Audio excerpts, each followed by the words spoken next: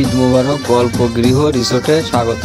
এখন টিকিট কাউন্টারের কাছে আমি যাচ্ছি, দেখি টিকিট কত করে চাই। ঠিক আছে, এই যে টিকিট কাউন্টারের কাছে আলাম। তিরিশ কত ভাই? 30 টাকা দেন একটা। ভাই এখন টিকিট দিচ্ছে আমাকে, ভিতরে যা দেখবো কীরকম কেমন অবস্থা। এই যে আমি টিকিট নিলাম, এখন ভিতরের দিকে রওনা দিলাম। দেখি ভিতরের চারপাশটা কেমন, আপনাদের ঘুরে ঘুরে সব দেখাবো। ঠিক আছে, আপনারা পাশেই থাকবেন।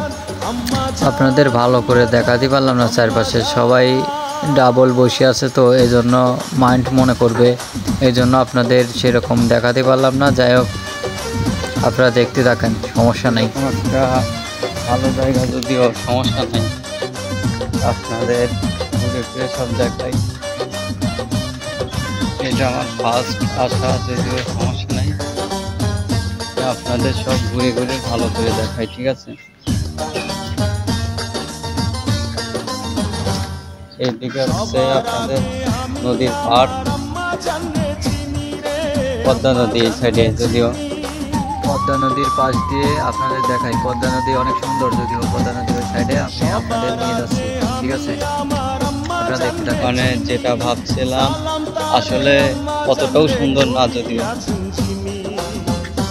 এখানে দেখি সব জোড়ায় জোড়ায় রয়েছে, কিন্তু আপনাদের দেখাতে পারলাম না, সব জোড়ায় জোড়ায় রয়েছে। এই সাইডে পদ্মা নদী, নৌকা আছে, সমস্যা নাই। ঠিক আছে,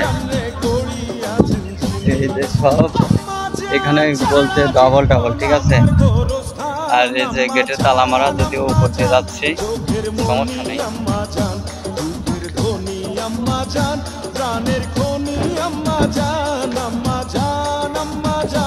আপনি বড় মেহেরবান, জন্ম দিয়েছেন আমায়, আপনার দুঃখ করছি আম্মা জান, আম্মা জান, আম্মা জান, আম্মা জান, আম্মা জান।